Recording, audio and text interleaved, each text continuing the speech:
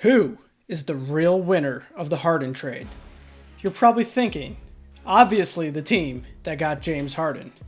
You'd be wrong. It's the Cavs for getting Taurean Prince. Okay, just kidding, guys. There are plenty of winners and even losers in this trade. First, let's look at the obvious one, the Nets. The Nets got one of the best players in the league, albeit a little bit out of shape. They paid a king's ransom for him, though, including what is proving to be the biggest missing cog in their very own defense, Jarrett Allen, or even just a center capable of defending the rim. Now let me say this.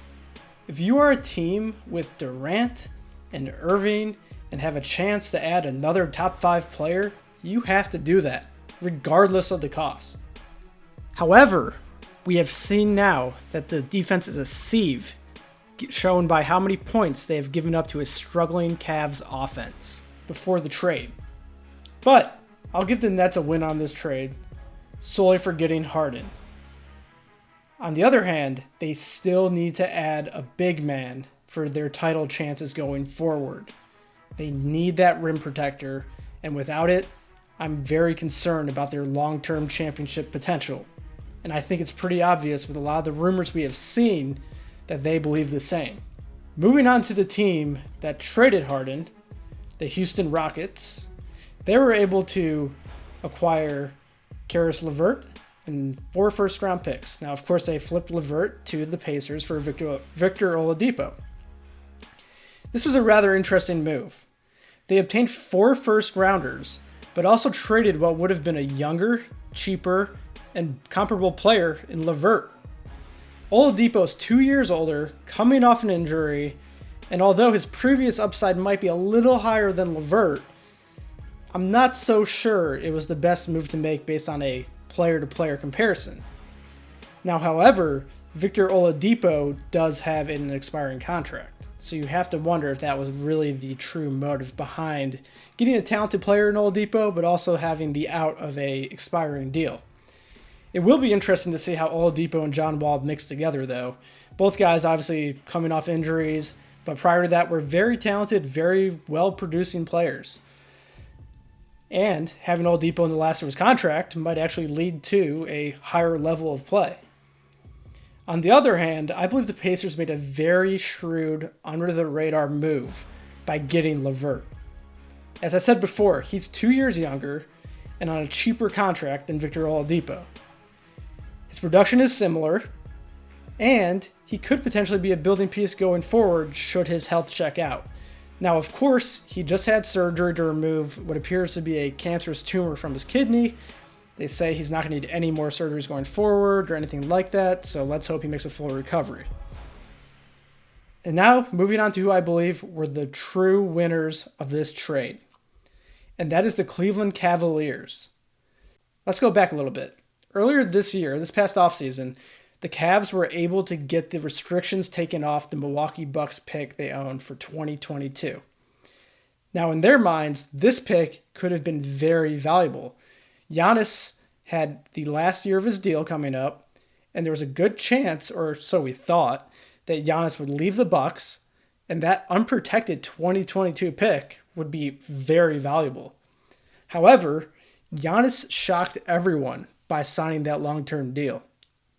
And by doing so, completely shifted the value of that pick, going from what could have been a lottery pick to a most likely late first rounder next year. With that being said, the Cavs then jumped at the opportunity to trade Dante Exum's expiring deal and now a likely late first round pick for a 22-year-old stud of a center in Jarrett Allen. And not only that, I know Taurean Prince did kind of have a down season last year. In just a few games with the Cavs, he's played better than he has in the past. And also this year, he kind of bounced back a little bit. So even as a throw-in, he's become kind of a decent rotation player for them. And in just a couple of games, you can already see the impact Jarrett Allen has made. If you look at his per 36 for the season total, so his starter minutes that he'd likely get going forward after the Drummond era is over in Cleveland, You're looking at a guy who's an average 14 to 15 points and 14 to 15 rebounds and even 2 blocks a game. That's a stud. And as I've said, while there is some overlap for the Cavs in this moment, having both Drummond and Allen and even McGee, the odds are that Andre Drummond will either get traded or he'll walk in the offseason. This kind of frees up the core for the Cavs to have a 21-year-old Garland, a 19-year-old Isaac Okoro, a 22-year-old Sexton, and a 22-year-old Jarrett Allen. That's a very young but talented core that is only going to improve. And we've already started to see them play very competitive games, beating the Nets twice. I know that's a small sample size and they haven't had time to mesh, but still, they have shown promise and the possibilities are endless. And the Cavs won this trade because of a first-round pick that will likely be towards the end of the draft and Dante Exum. That is a complete steal, and they gave up very, very little to solidify the center position for years to come. For that reason, they are the biggest winners, with the one caveat, with the Nets obviously having 3 superstars, and they'll probably make a move at some point for another center. If they do that, they will likely compete and possibly win a title, which will make them obviously the end-all be-all winners, unless the Cavs become some sort of, perennial contender going forward with this new young core. We'll just have to wait and see.